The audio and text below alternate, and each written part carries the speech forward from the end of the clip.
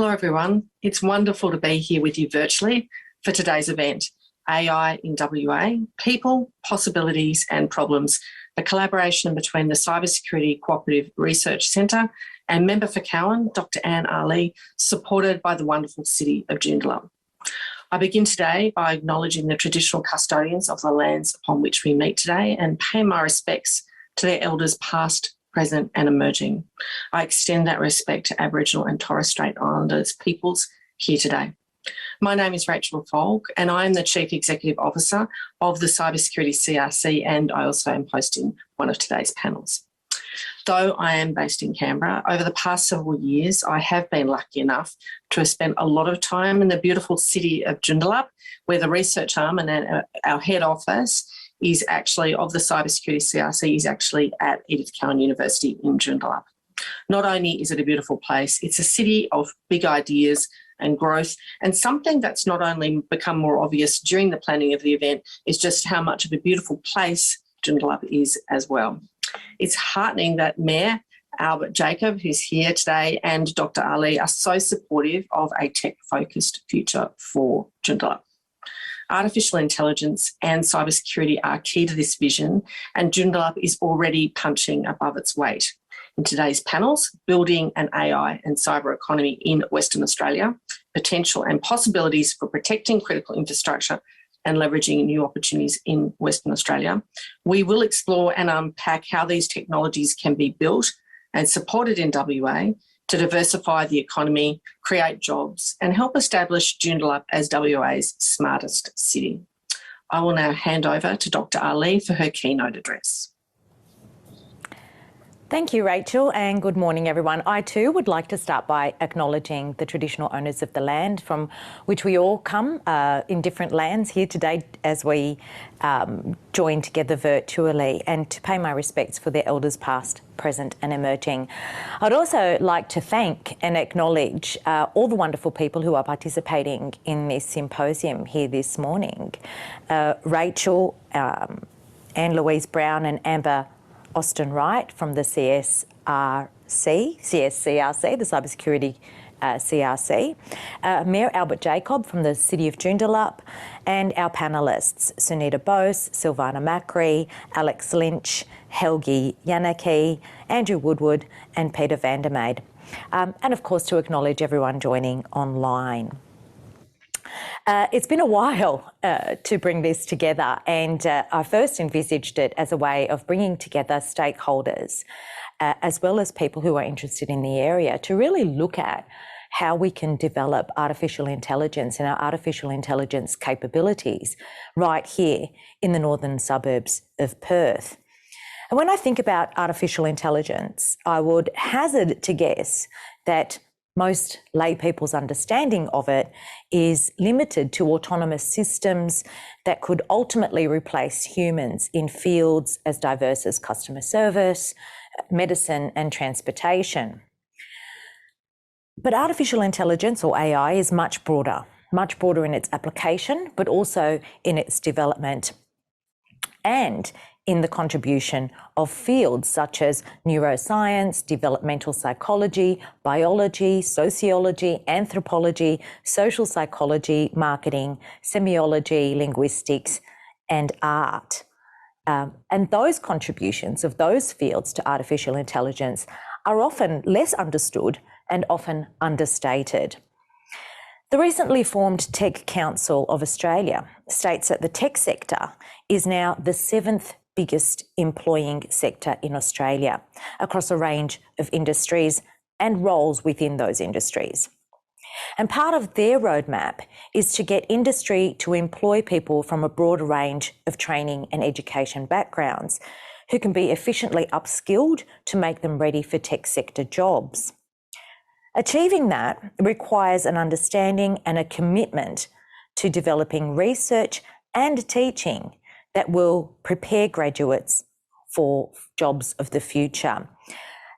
I've looked around and there are universities across Australia who do have AI streams, but mostly they are dedicated to research and are not embedded in the curriculum offerings across disciplines. What we need to do is ensure that in developing our AI capabilities, we're also looking at the sovereign capabilities that Australia has and ensuring that our graduates are ready for a future of AI. Far from being just about science or STEM, AI has always required an interdisciplinary approach, and this is why I'm particularly interested in this area. I want to talk about how we can take AI beyond the considerations of individual disciplines and harness the potential that we have right here in Western Australia, right here in Joondalup and in the Perth northern suburbs, to take a broader and a more thoughtful advantage of the possibilities of AI in the future. In 2019, Columbia University embarked on something called the AI for All program. And that program brought together diverse students in high school, years 9, 10 and 11, to learn about artificial intelligence. But it did it with a twist. It combined computer science with social work concepts. The stated aim of the Columbia University program was to stimulate interest in the intersections of technology, social science, and social justice as a career. Now, this kind of approach isn't really new. In 2015, which kind of explains my particular interest in an interdisciplinary approach to AI, as a professor at Curtin, I led a group of 10 students participating in the P2P Global Education Program. It was a program that was run across 40 universities around the world. The group that I brought together were first to third year students studying a range of different disciplines. I had marketing, business, PR, counterterrorism, international relations, journalism, mathematics, and health sciences. Their task was to develop a tech-based program to address radicalisation to violent extremism. I'm proud to say that this interdisciplinary group came second overall in this global competition, earning them a trip to Washington to present their product to the State Department, and a 3-week program which took them across the US, visiting places like the Google headquarters over there. So for me, interdisciplinary approaches to research and to teaching comes naturally. But there are, of course, challenges to a true and sustainable interdisciplinary approach. And if we are truly to develop a workforce that can meet the demands of the future and address the often discussed existential risks associated with the development of super intelligent computers, what Elon Musk referred to as summoning the demon, we are obliged to take the steps necessary to do so. And that is one of the reasons, or just one of the reasons, why I wanted to bring together key stakeholders today to discuss themes of significance for the future of AI. Now, as a West Australian, I firmly believe that WA is well placed to lead Australia in developing technology. We are situated at the doorstep of the Asia-Pacific region. We share the same time zone with, I think it is around 60% of Asian countries. But most importantly, we have right here the know-how and the skills to make WA an innovation hub in the fields of artificial intelligence. We also have the opportunity to develop this know-how and skills even further in an interdisciplinary way, so that both the development and the application of AI is of most benefit to society. I believe we can do this by promoting an interdisciplinary approach to AI that, like the Columbia University program, brings together researchers, teachers, and students from diverse fields to learn about AI and develop AI solutions. So imagine, if you would, an interdisciplinary, it's really hard to say that word when you have to say it a lot actually, but imagine an interdisciplinary AI academy right here in the heart of Joondalup, where third year students in cybersecurity can complete their final year of their degree working alongside students from community development or international relations, or where senior high school students from Balga or Applecross can undertake a 3-week holiday program solving social issues using AI constructs and algorithms, or where researchers from fields as diverse as economics and art research the economic impact of computer-generated art. In 2018, the International Monetary Fund outlined 4 areas of AI and machine learning that would guide their work. The first of those areas is governance, the need to address the provenance of data matters of privacy and informed consent in relation to big data and algorithms. The second, labour markets and the future of work, including implications for education, retirement and social welfare. The third, taxes and the impact on government revenue if human-based labour becomes a smaller part of developed economies. Some have even suggested taxing the robots. The fourth, social equity and the need for scrutiny and inspection in artificial intelligence to ensure that AI models do not embed social inequality. These 4 areas require, by necessity, an interdisciplinary approach that goes beyond the artificial and beckons the intelligence, the human input into the development of technology. On a closing note, I want to talk a little bit about our 2 themes today. I think I've spoken a lot about the possibilities in Western Australia for building a cyber economy. And I'm looking forward to hearing from our contributors in the first panel to this. But I also want to make mention of our second panel and our second topic of protecting critical infrastructure and leveraging new opportunities in Western Australia. Technology certainly moves quickly. I think we hear that a lot. But I think the other point to make, there is also a lot of movement in the legislative space. Quite recently, we have seen a bill introduced in Parliament which expands critical infrastructure sectors from original 4 sectors to now 11 sectors across a range of industries, including higher education. That expansion and the need for various industries to implement various codes to ensure that they protect critical infrastructure will have a huge impact on how we develop artificial intelligence and how we implement and apply artificial intelligence. And I'm really keen to hear from our panel in that space about how WA can be best placed to address those challenges, but also those opportunities.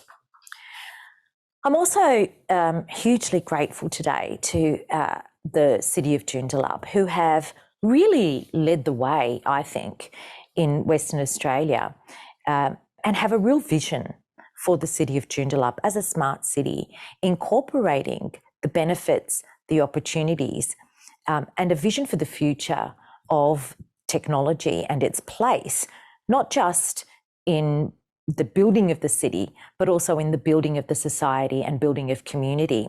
And so it's with my great pleasure that I introduce my dear friend and a colleague that I hold in high esteem, Mayor Albert Jacob, the Mayor of the City of Joondalup, to address you for 5 minutes. Over to you, Albert. Thank you very much, Dr. Ali. Thank you for all of your work in pulling this together, and thank you for the invitation to be a part of it here today. The City of Joondalup's very proud to support this important panel discussion. We appreciate the opportunity to speak to the important role that innovation and knowledge have played in the Joondalup story so far, and I'll touch on that in a second, and more importantly, what it will continue to do for our future. Today's event comes at a very interesting time for our city as we look to embark on the next leg of what has been a successful journey so far. We're transitioning from an economy that's been supported by population growth, often rapid population growth, to one which will be driven by business and public sector investment, innovation and entrepreneurship, whilst also being geographically located in a place that allows us to still retain the benefit of being the central hub for a rapidly growing region in the Northern Corridor of Perth. Our city's vision says it all. Joondalup aspires to be a bold, creative and prosperous city with connections on the global stage. Joondalup is a relatively new city, being only around 40 years old for our CBD, and it was built on knowledge and innovation. And our goal is to build our reputation as a place for innovation and creativity, enhancing growth across a range of sectors, as well as being home to innovative businesses that diversify employment opportunities for our future workforce, for innovators and for entrepreneurs. Many of you joining us today may not be aware that the City of Joondalup is actually the place where the greatest tech story in Australian history started. You only have to go back to 2013, when a recent graduate from one of our high schools started up a new enterprise in her mother's lounge room in a City of Joondalup lounge room or suburb. 9 years later, that business is valued at some $55 billion. I'm talking here about Canva as an enterprise which has come up in only the past 10 years. And that's just one success story which has come out of the City of Joondalup and out of our region. And the future ahead is even more exciting, we believe, and that's what today is about. We will continue to encourage increased investment in local education to grow skills and research into artificial intelligence and digital futures. Many of the jobs of the future do not exist yet, and Joondalup is planning to stay ahead of this curve, and we believe strongly that it will be by enabling our cybersecurity talent pipeline and growing ecosystem and cybersecurity businesses. We are home to leading education providers that offer training, skills, technology and research opportunities to local and global talent, equipping our next generation of workers and innovators. Joondalup is proudly home to the headquarters of the Cybersecurity CRC, and I'm pleased that the city has had an opportunity to partner with them today as we celebrate all that Joondalup and Western Australia have to offer in the fields of cybersecurity and artificial intelligence. And I again want to say thank you, Dr. Ali, for helping to pull this together. Modern cities like ours have no choice but to leverage the emerging digital revolution. And we are actively looking for ways to work with the public and private sector to ensure that Joondalup fulfills its promise as an innovation hub and as a digital city. At a recent business forum last year, futurist Gihan Pereira addressed the city's business community on what Joondalup must do to meet the digital demands of the emerging economy. He reminded us that the building blocks of the future need to be laid now. Earlier last year, leading Australian demographer Bernard Salt, he of Smashed Avocado fame, told our business community that Joondalup was in a good position to benefit in a post-pandemic world. One thing that Bernard Salt spoke about in particular was the shift to work from home or work near home models for businesses of all sizes. He forecasts that such shifts have the power to change our suburban centres, with people wanting to live, work, exercise and socialise within 20-minute hubs. And there would be few places around Australia that offer this level of amenity to the extent that Joondalup does. The City of Joondalup will continue to encourage investment in local education to grow skills and research into cybersecurity, AI and digital futures to create new and exciting jobs for our current and our future residents. In closing, this is also a good chance for me today to reaffirm the City of Joondalup's ambition to become Australia's first urban robotics and automation hub. Our council recently voted unanimously to provide in-principle support for initiatives to develop such a precinct here in the heart of Joondalup. This proposal has the potential to significantly grow our local economy, as this growth sector will attract emerging industries, international investors, international talent, and provide upskilling opportunities for all education networks within the Joondalup region. Our ultimate vision is to be home to a global centre of research that will provide an accelerated knowledge transfer opportunity for local businesses, schools and universities, strengthening Joondalup's position of being the capital of cyber and creating new and exciting jobs for the future. Thank you again, and I look forward to hearing the ideas and issues which are raised as part of the upcoming panel discussions. Thank you so much, Mayor Albert Jacobs, for that wonderful overview of just how much thought has been put into Joondalup in terms of leveraging digital opportunities and that great vision for Joondalup to be the first urban robotics and automation hub in Australia. I really look forward to that. I don't live in the city of Joondalup, but I'm not too far away from there. Of course, I'm a 3-time graduate of Edith Cowan University, which is situated in Joondalup. So it is very close to my heart as a city, but also for that vision that is being driven by Mayor Albert Jacobs. We're going to move now into the first panel, and I'm very pleased to be the moderator of this panel and to be joined today by 3 excellent panellists. I'll do a quick introduction, a short introduction to each of those panellists, and then we'll go through a Q&A type session with those with our panel today. The topic, of course, of our first panel is building an AI and cyber economy in Western Australia, looking at potential and possibilities. And I'm joined today for this panel, first of all, by Silvana Macri. And Silvana is the founder of Stay Cyber Safe. She has extensive experience implementing digital transformation projects, infrastructure and application technologies for government departments, large corporations and critical infrastructure entities. I know Silvana well, and I know very well her passion about creating cyber resilience through education and awareness, and partners with Gartner, and the fact that she partners with Gartner to successfully deliver security awareness programs to WA enterprises. Thank you for joining us today, Silvana. Also joining this panel is Alex Lynch, who is Head of Public Policy at Google Australia. I'm very grateful to Google Australia. I know they do a lot of work across a broad range of areas. They're not just, most people think of Google as just a search engine. But in my dealings with Google over the years, I've come to know Google as an organisation that actually has an interest across a range of areas, not just in social media, but also in cybersecurity. And in an investment in society and in community as well. Now, Alex's role with Google is that he's responsible for issues including the potential of technological innovation and machine intelligence. So we're really pleased to have him on this panel. As you'll soon hear, the Google team is growing in WA, and the company is doing a lot of exciting work in the AI space. So welcome, Alex. And our third panellist on the first panel today is Sunita Bose, who is the Managing Director of Digi.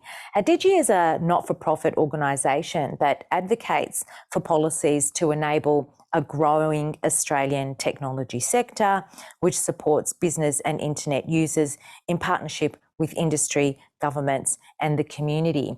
As co-convener of the Parliamentary Friends of Digi in Parliament, I've come to know the work that Digi does and have been thoroughly impressed by Sunita and her team and their advocacy for this space. A leading advocate for the tech sector, Sunita also sits on the government's Digital Experts Advisory Committee. So welcome to such an esteemed panel. And I think I might kick off with a kind of a general question. And perhaps starting with you, Silvana, in relation to WA's strengths in the AI space and in the tech space more generally, and where we can grow in this space. What are some of the local success stories? I mean, we've heard from Mayor Albert Jacob, the success story of Canva. I also note that the co-founder of Canva was actually a teacher right here at Balga Senior High when he developed Canva. So what are some of the local success stories, and why do you think the City of Joondalup specifically and WA more generally is a great place for tech? Thanks, Anne. Firstly, thank you for having me on as a panellist.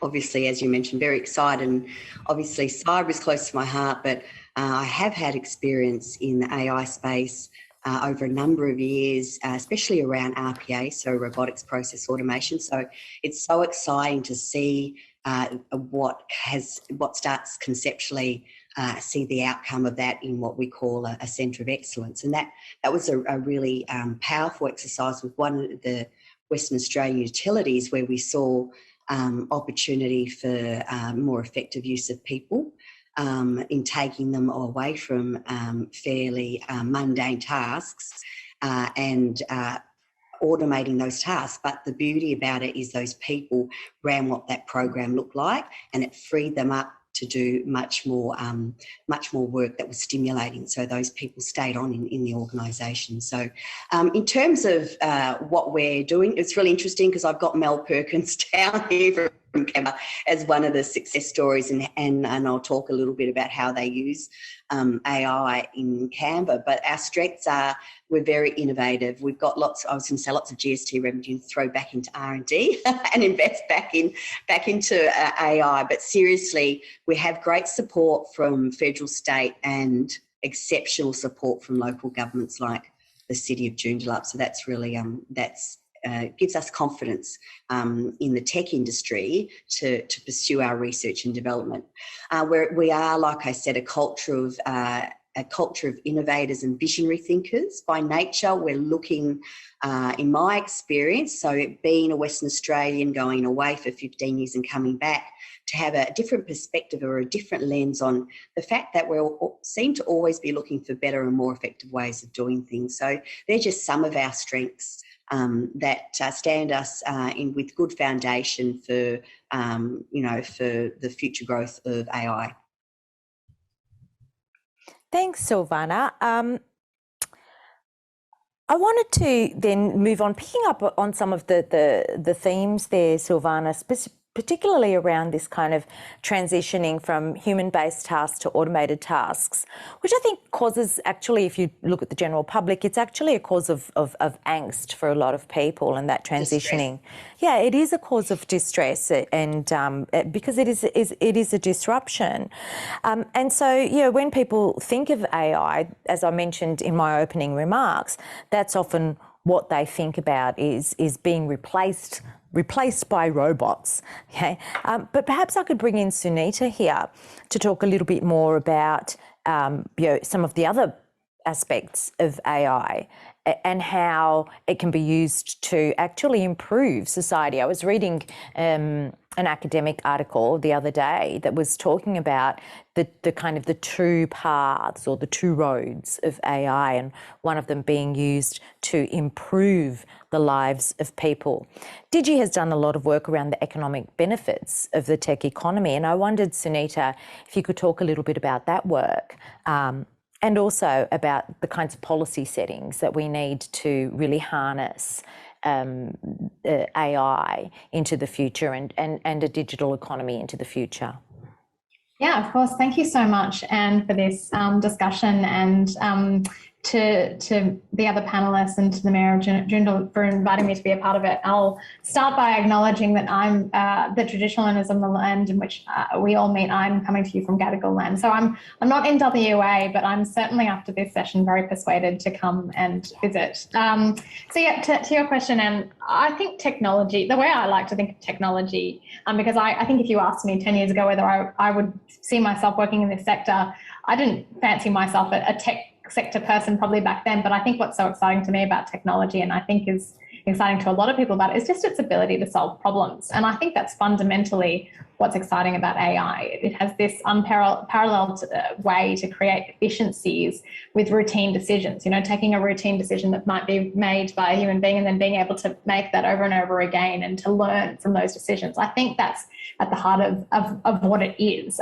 through predictive analytics and through machine learning. So, you touched upon this in your opening, and the possibilities here are limitless. limitless in terms of the types of social problems that it can solve, but also the economic impact. And, as you said, Digi has done a lot of research into what the economic impact is if we really nurture the technology sector. So in 2019, we released a report called Australia's Digital Opportunity. And it looked at the fact that back in 2019, I'm sure the data has been updated since, the tech sector contributed $122 billion a year to the Australian economy. But I think what's really interesting about that is that 53 billion of that, 122 billion, is actually the economic impact of other sectors across the economy. So, you don't need to be in the technology sector to be benefiting from technology.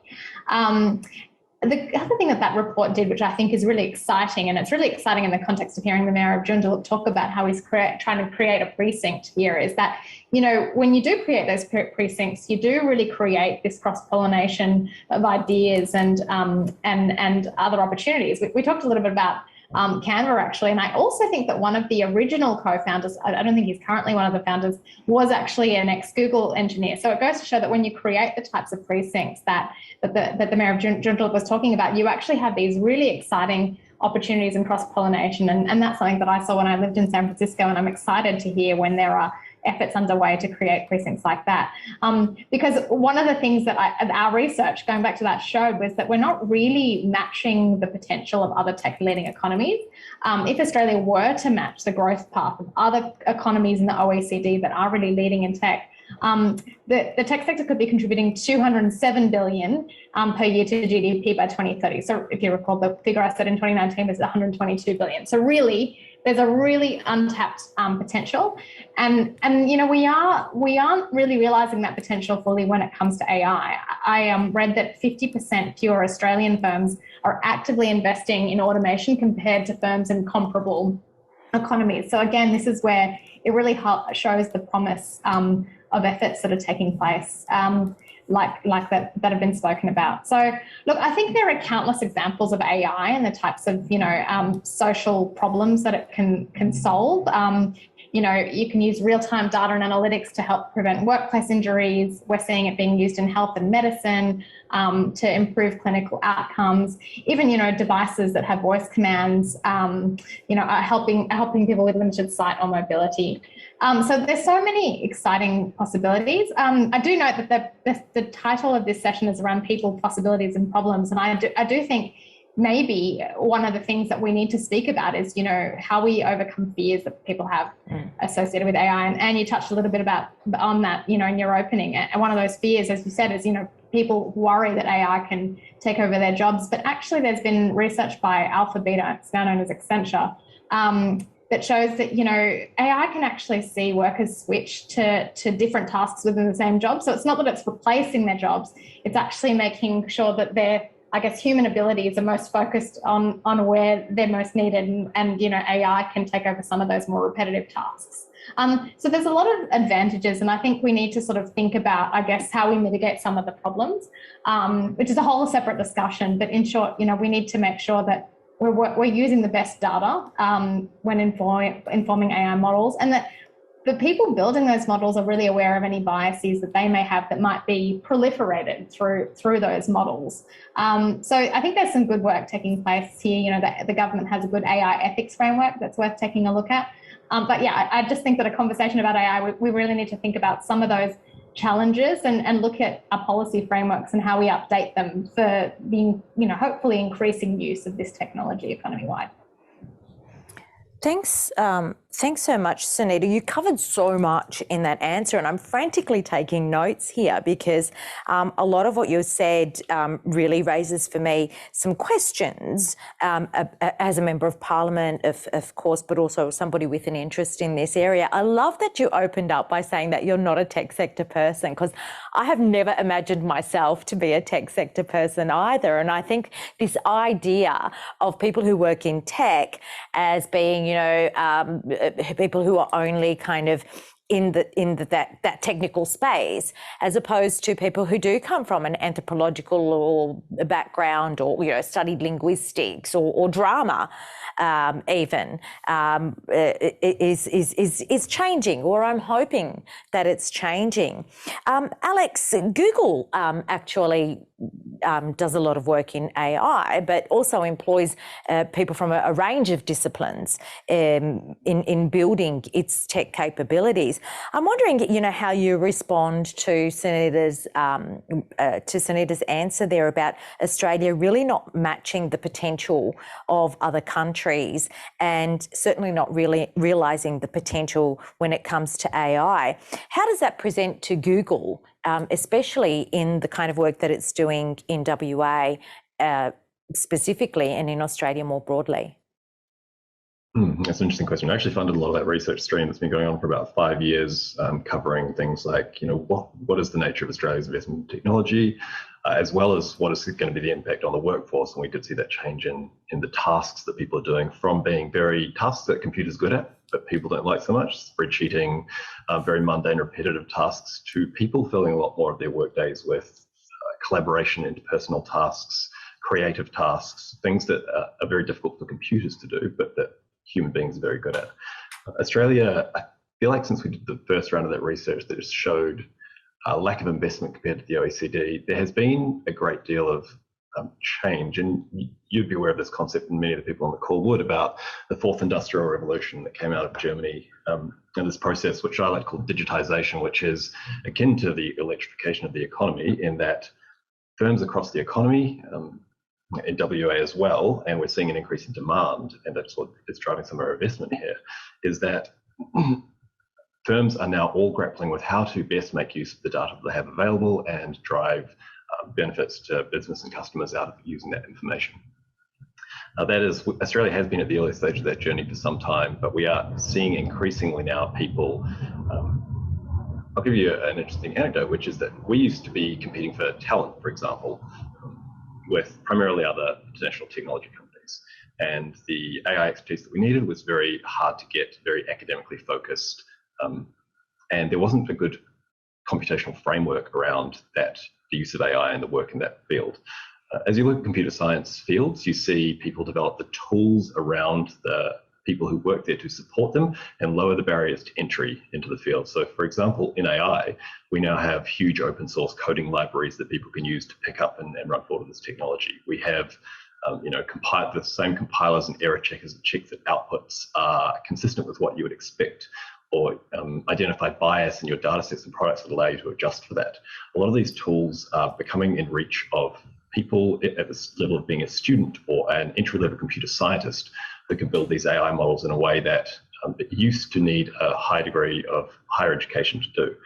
So that gives you some context of the past few years for how the technology is advancing. And we're now competing with large institutions like banks and mining companies for technological expertise, because every company in the economy is transforming.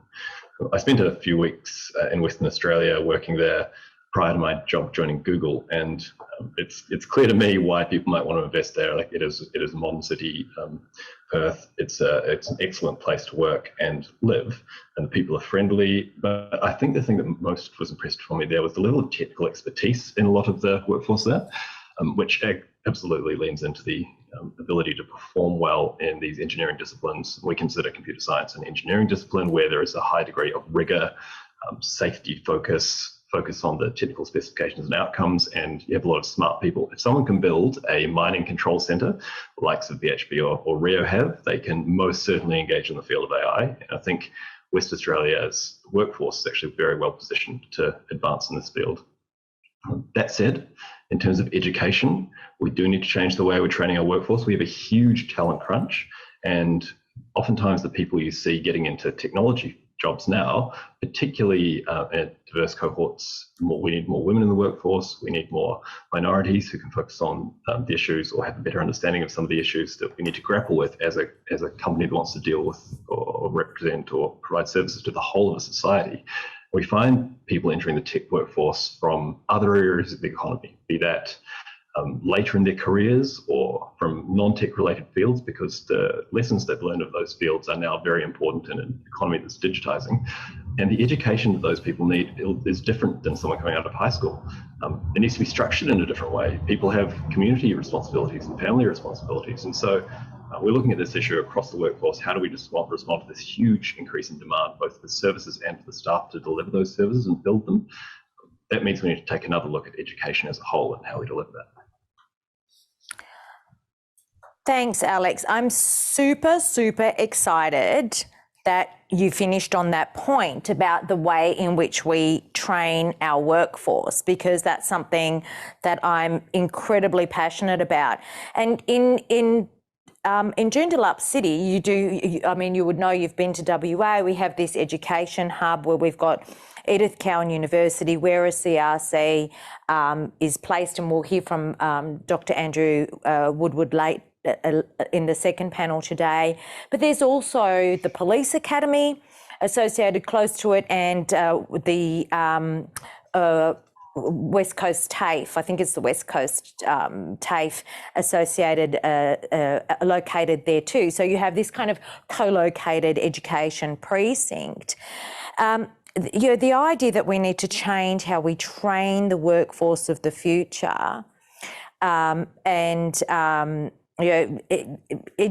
structuring education in a different way. I kind of want to throw this out to the panel more broadly about, what do we need to do to prepare for that? So what needs to be done? Do we need different policy settings? Do we need an entirely different approach to education? I mean, is education changing? Is AI changing the way in which, or requiring a necessary change in how we do education from K1 right through to higher education? Perhaps I'll throw that out to the panel and see who wants to start the ball rolling on that one. I'd like to speak to that if I can, and simply as a mother who hears, teenage kids all the time going, this is so boring, there's got to be another way that we can learn. Why don't we, why isn't there more gamification? And then, with an education and a behavioural psychology background, I'm really interested in the fact that we're still teaching, with slight changes, but predominantly the core is that, the traditional method of educating, which not necessarily is as effective as what we think it is. And, there's obviously some OECD data around that. But, you spoke a little bit about, introducing AI in the school sectors, but we need to start a lot younger, in my view, than high schools. I think that, the kids in primary school are more than capable, have an incredible appetite and learn fast. They're in a digital environment where they learn fast. And so we want to be able to stimulate learning and encourage the critical that goes hand in hand with that learning. And we need to do it at a much earlier stage than tertiary.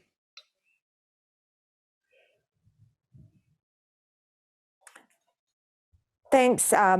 Thanks so much for that, Silvana. I do know, I went to the UK a few years ago on a kind of a discovery trip, and over there they've got coding kind of spaces for 3-year-olds, where they teach 3-year-olds coding through, of course, patterns and puzzles and things like that, but from a very young age. Also noted that some of the other people on the trip with me all worked in the tech sector, and the various countries that they came from had made a huge commitment to being world leaders, whether it was in the gaming and entertainment industries, or in artificial intelligence, or in other aspects of tech and the digital economy. Alex, Google does kind of have a much broader view, I think, of AI and its applications. Can you talk a little bit of how AI is applied in Google, and what you look for when you hire people to work in AI? Is it those technical skills, or are you looking at, for example, people who have a social psychology degree, or experts in human behaviour, for example? I think that's an excellent point, and we've long thought of, even outside the field of AI, computer science as being, we look for students that, or advise students who want to get into technology to have to examine it in terms of having what we used to call CS plus X, or computer science plus something else. So you bring something to the table, you understand a problem space that isn't simply a technical challenge internally, so that you can then think about which problems could be solved using the technologies that we've developed in various different fields. To give you some context around how we think of our engineering workforce and how they grapple with these problems, we do have, we've had philosophers or technological philosophers design AI ethics courses and training programs and internal governance systems that mean that we need to teach these engineers, who oftentimes haven't grappled with social problems before, how to look at the work they're doing in a technical standpoint and consider how that may affect various other things within society. We bring in people externally to do that. We also have people internally who people can go to talk through those problems and make sure we identify those in the product development process, rather than when something hits our systems worldwide. That's an extremely large audience given the scale of our company now, and we need to make sure we get it right before it reaches that point. It's unacceptable for us to roll out something that it has, for example, bias in it at a global stage, because we need to take responsibility for that during the development stage, and that requires these other inputs, these other areas of expertise. And that's, I think, we call that sort of responsible technology, and we have our own AI ethics principles that we adhere to internally, and have created a governance structure around how we do that, which we hope is robust in terms of identifying those problems beforehand. But we also make a lot of that available through open source research. We're one of the biggest research publishers of AI research in the world. That's all available for anyone to see, as well as publishing open source libraries, ways that people can identify biases in their existing data. And what we often see is that, and what we have to be very well aware of, I say we as Google and as the community, is that our existing systems and processes in the real world have action-packed with bias. We are human beings, and people act with their own personal biases. There are many, many different kinds of bias when they go about their daily lives and jobs. If we use data based on our behaviours, be that the legal system or financial approvals for loans or whatever it happens to be, you will find bias in there. And if we just use that, without examining it critically, if we use the information from the real world to build AI systems to automate some of these processes, we will pack that bias that exists into the computational systems as well. And that's something that we are very aware of and trying to avoid. And you really can't grapple with those problems unless you have experience in the field that you're trying to, move forward. Yeah, thank you for that, Alex. I want to throw over to you, Sunita. In terms of the work that Digi does, talking about a tech economy and the economic benefits of a tech economy, and the work that you do around growing the Australian technology sector. In terms of the tech sector not just being about people who work in tech, if that makes any sense, not just being about the techies, but being about encompassing a whole range of roles, expertise, knowledge and skills that actually add benefit to tech and make it, I guess, useful to society. What more can be done in this space? What can universities like ECU do in partnership with cities, councils and cities like the City of Joondalup, in partnership with Google or Digi? Like, how can we harness all of these different players here to ensure all of those things that we've just been talking about around AI, are people going to lose their jobs? Are they going to be replaced by a robot? But also building ethics and minimizing bias in AI. Yeah, it's a fantastic question, Anne. And just as a bit more context, I guess, about Digi, we look a lot at the policy settings that will see a thriving digital economy, but we have a really strong focus on online safety and online privacy, because we know that, there are new challenges and risks that emerge from technology and people embracing technology that really need to be given a lot thought. So, you know, one key aspect to answer your question, Anne, is around diversity. You know, if we can have people that come from different walks of life, that have different disciplines that are in which they are experts, if we can make sure that there is a diversity in the people that are informing these computational systems, then they are going to be better. I think that we also need structures to eliminate bias. I think Alex touched upon this really well. You know, the fact that Google has this framework before products are developed and launched into the world where they can have potentially, you know, positive and negative impacts is so important. And, you know, the government has an AI ethics framework that talks about a lot of these principles, you know, talks about ensuring that there isn't discrimination, talks about the fact that there should be, you know, fairness and contestability. I mean, these are the sorts of principles that we need to think about, you know, because it's effectively like, you know, if you've got a certain bias and you program that into a machine, I mean, that can replicate that bias over and again. So, I mean, as we think about expanding this sector, we do need to think about some of the policy challenges that it presents. And this has been an area, I think, of quite a focus for policymakers in recent years, and through Digi, you know, we've engaged with a lot of those proposals. I guess, you know, at a high level, one thing that concerns me is that when I see sort of policy proposals for very centralized kind of, I remember seeing something recently around an AI safety commissioner, and I think this is quite short term because it doesn't actually recognize the fact that AI will be used economy-wide. It will be used in a range of disciplines. And so if you sort of centralize this expertise in one arm of government around AI, I think it sort of misses the point. And we need to really be looking at all of our policy settings and making sure that they are equipped to handle kind of unintended consequences of AI. So, you know, one example, for example, is that there's a review of privacy law at the moment, and there's a really important recommendation in the most recent iteration of the review that looks at, you know, ensures that entities that are engaging in automated decision making have, you know, special risk mitigation processes in place. And I think that's something that's really important. So these are the kinds of things that we need to think about as, you know, as this part of this technology continues to grow and impact, you know, more and more aspects of our lives. Great. Thanks for that, Cindy. We just have under a minute left on this panel before I hand over to Rachel, who will be moderating and facilitating the second panel.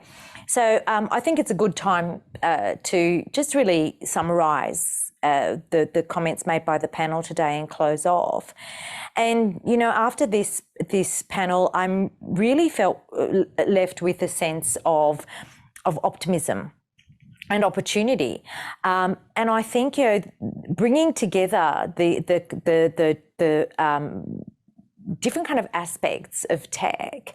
I think it was the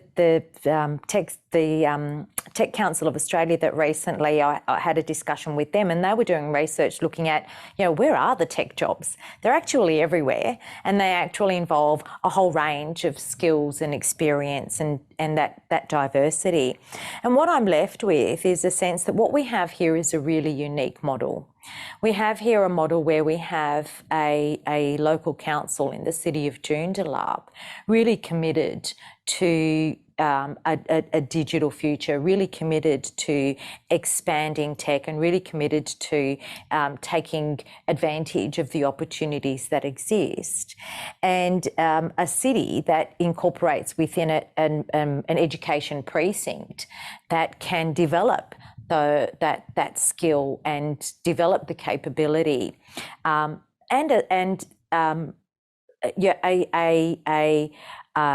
a kind of a community and a society within the City of Joondalup that also has a level of skill that I think is quite remarkable in Australia. So on that really positive, really optimistic note, I'm going to once again thank our three panellists, Silvana Macri, Alex Lynch and Sunita Bose, for their contributions this morning. I'm personally left with not only that sense of optimism, but a lot of questions and more things to think about and to process. And I'd like to hand over now to Rachel Falk from the CyberSec CRC, who will introduce the speakers for our second panel and facilitate that panel. So over to you, Rachel. Thanks, Dr. Ali, and thanks so much to that panel. There's just so much that you could have talked all afternoon about the ethical implications of AI, decision making. It would have been something we could have, it's just such a fascinating area. But also the area we're going to talk about on our panel is fascinating too. And the cybersecurity CRC, we've had a big focus over the past 2 years of being the federal government's overhaul of critical infrastructure legislation. And this has seen the number of critical infrastructure sectors grow from 3 to 11, capturing a significant portion of the economy. And of course, a lot of Western Australian organisations have been impacted by this legislation. In this panel, Protecting Critical Infrastructure and Leveraging New Opportunities in Western Australia, we will explore how WA is in an excellent position to lead the integration of AI and cyber-related technologies to improve processes, efficiencies and the quality so that the state's critical infrastructure entities can also work smarter, not harder. It seems to be a bit of a theme today. Such an evolution is not only about prioritising the protection of essential services Australians rely on, but also streamlining, maximising and enhancing operations and opportunities to become world leaders in AI. It's wonderful to be joined here today by 3 esteemed panellists, and I'll introduce them now. Peter van der Meijden from West Australian's BrainChip. He's the CTO, Executive Director and founder of BrainChip, a global technology company delivering the next generation of AI chips that enable the fast processing of AI functions within small edge devices. Next on my panel is Professor Andrew Woodward, Executive Dean of the School of Science at Edith Cowan University.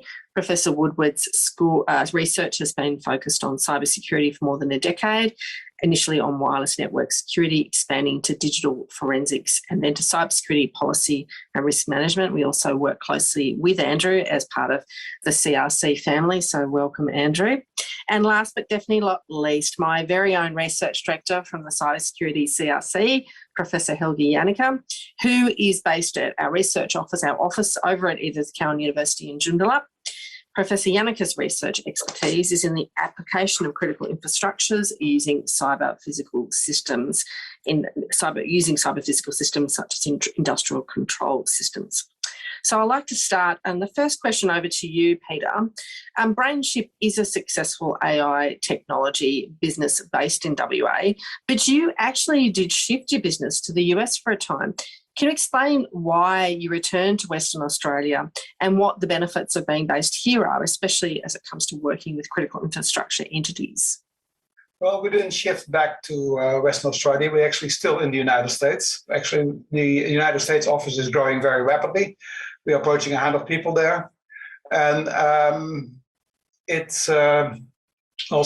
also have an office in France and in India. Mm-hmm. So we're very spread out. What is here in Western Australia is the Research Institute.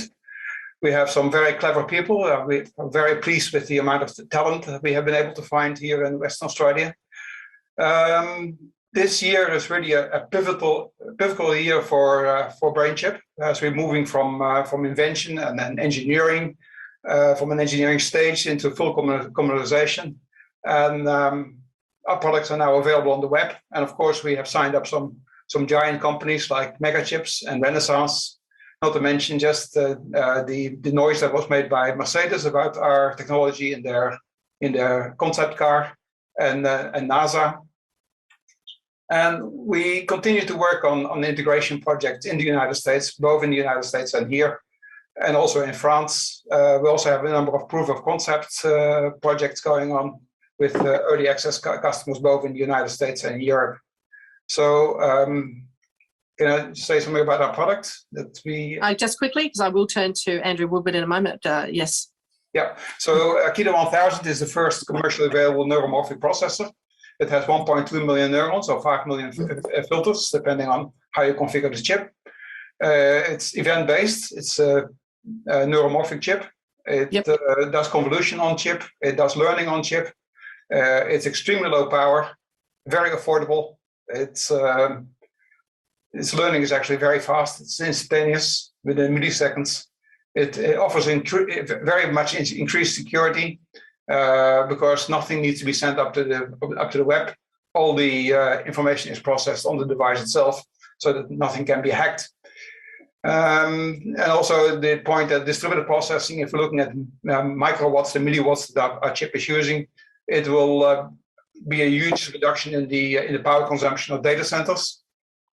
Last year, the data centers burned somewhere around 600 megatons of greenhouse gases, which is enormous, has a major impact on the environment. And I think we can solve that problem by having brain chip in distributed devices.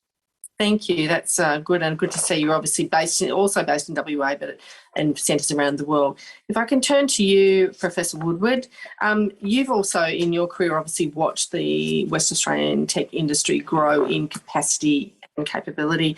How can local industry support the state's critical infrastructure entities, and what are the great strengths that the state of WA can play to?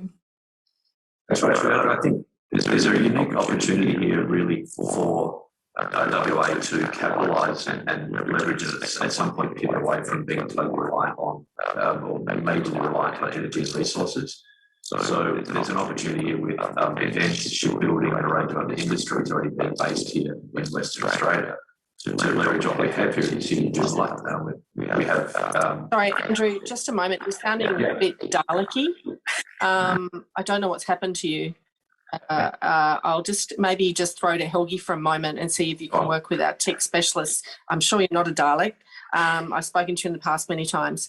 If I just throw to, if I could just throw to Helgi for a moment. Helgi, the Cybersecurity CRC, we're obviously doing a lot of work in security of critical infrastructure in Australia, and much of the focus is on West Australia. What are some of the critical infrastructure projects that are underway, and how are AI applications being developed by our cybersecurity CRC feeding into this work? Good, thank you, Rachel, for this. I think it's really coming to bear that we have the AI, the power of AI, and leveraging it to make our systems a bit more secure than they currently are, and use some of the efficiencies that can be generated in here.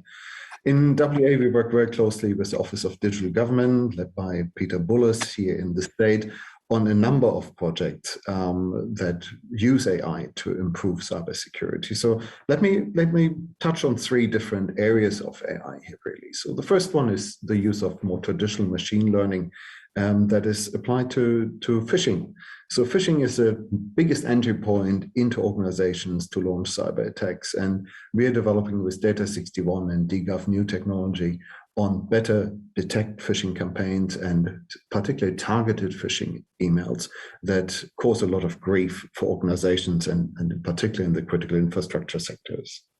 The other one is much more focused on what DGov is really providing as a service, so the Security Operations Center.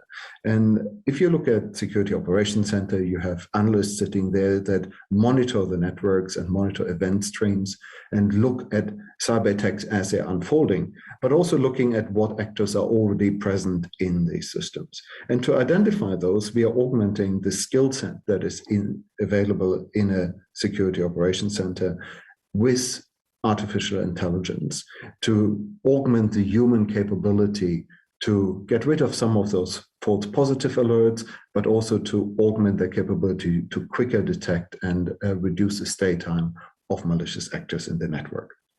Another one that is really exciting and really touching into, I think, the cutting edge of AI use is the human AI teaming approach. So if you think of having a team of people responding to a cybersecurity incident or an incident in general, you bring really different stakeholders with different capabilities together to best respond to a cyber attack. And some of the tasks that you do, they are quite mundane. Some of them are really, really creative. And I think we had heard Dr. Ali earlier saying that the benefit is maintaining the creativity in here. And that is what we're trying to do in this project of putting AI avatars next to human operators and have them operate in conjunction and interact in a positive way. The key to success here is to do something that AI traditionally hasn't been very good at, and that is explain its reasoning. So explainable AI and the human-machine interaction part of it are the key components of that project, because as a security operations center operator, I need to know why an AI is suggesting a certain course of action, and I need to be able to interrogate and query that to make sure that it's not compromised in itself.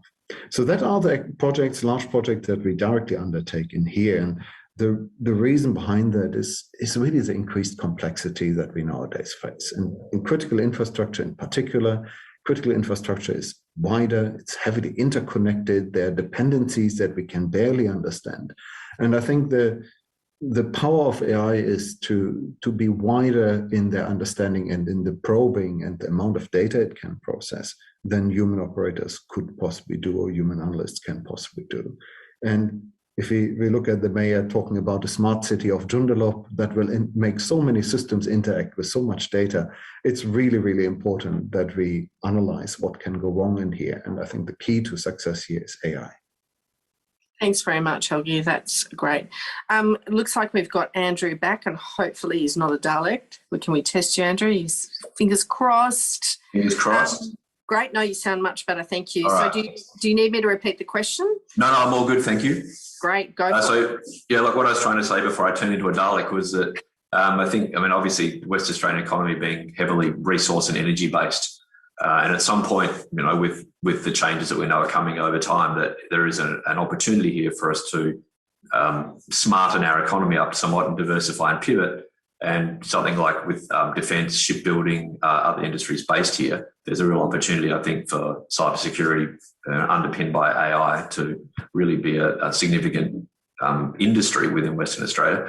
And particularly here in the city of Joondalup, I think we're pretty uniquely positioned with Sapient Cyber, a critical infrastructure cybersecurity provider here, the Cyber CRC, North Metro TAFE, and clearly a direction from City of Joondalup that this is something that they're interested in, being a landlocked council for them, really, becoming a smarter economy for the city makes a lot more sense than relying on a light industrial type of focus. So I think, I think WA is uniquely placed, and I think with the right policy settings at state and federal level, then that can really happen.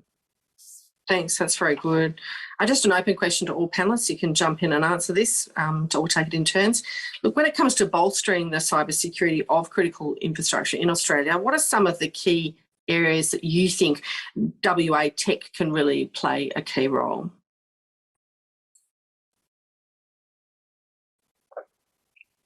Andrew? All right.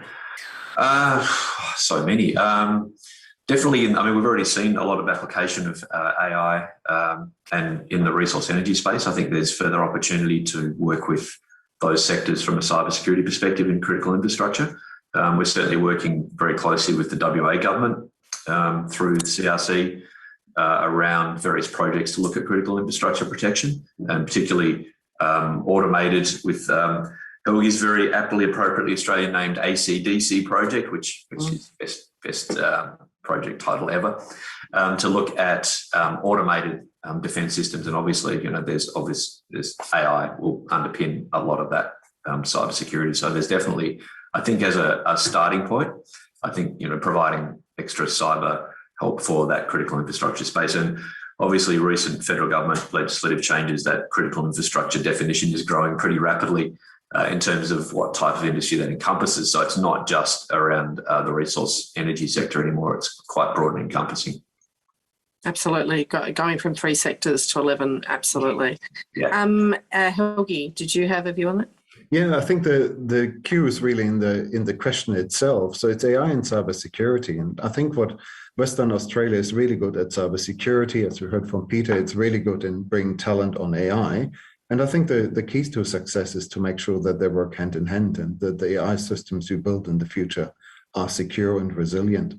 And that can be a good distinguisher, because bias, as we heard earlier, is a key issue in AI systems as they're being used. And let's make sure that malicious actors are not deliberately introducing the wrong kind of bias in our systems as well.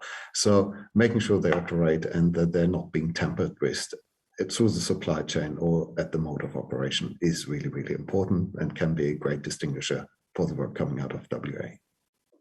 Sure, great. I think one of the challenges, though, with AI, particularly in cybersecurity, is also that in making people work smarter, not harder, some jobs will automatically fall away. And we'll see that at the lower level, probably with SOCs and things like that.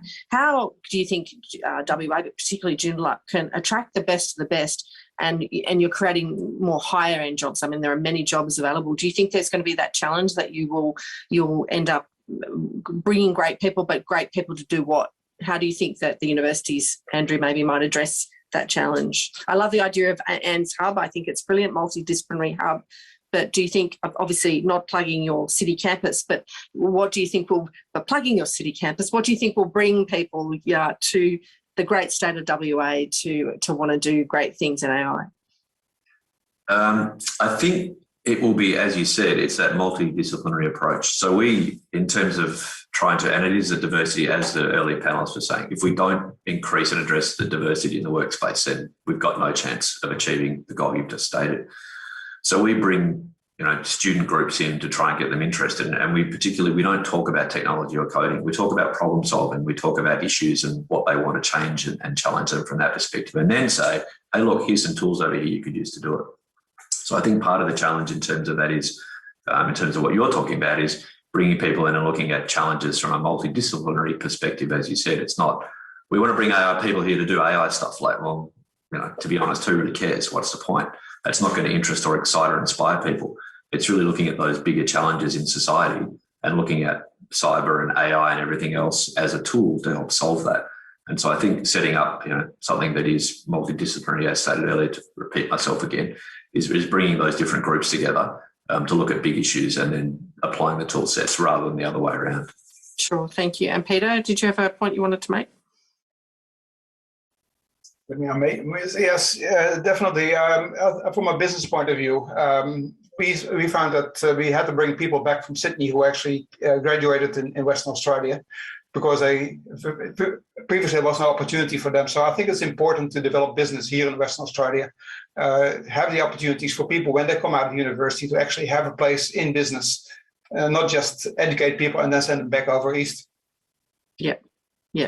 So closer collaboration really with business and the universities, particularly in emerging fields such as AI.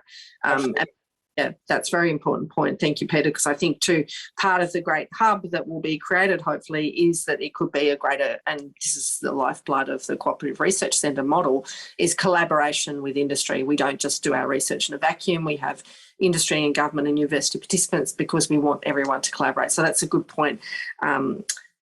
We have found some really excellent people who are now working on next generations of our chip. We're working on cortical networks. We're working on transformer and LSTM networks that are going to be implemented in future generations of the Keto chip. Great, thank you. That's a good point.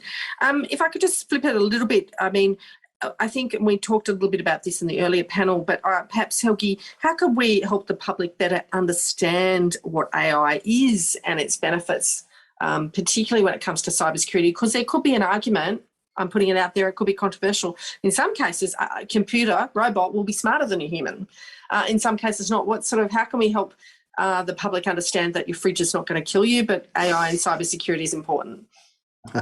Yeah, that's a very good point. I think it's education, and we heard early on that the younger we get people exposed to it and get familiar with these technologies, they're like sponges. They get all of that ingrained in them and are able to actually contribute very valuable to it. And there's lots of great initiatives around that to get that out.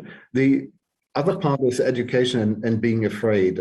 Whenever I talk about cybersecurity to board directors or to the general public, I'm really the geeky guy, and I'm usually the only one in the whole audience. And at that point, you just look like you're from a different planet knowing about these things. And I think AI suffers a bit of the same point. Everybody heard the term AI, but mainly out of fiction. And that is still relatively far away from the reality of AI and what it really does do. So I think the demystification is a really important bit in understanding what it can do, what it can't do. And I think we're reasonably far away from it replacing humans entirely.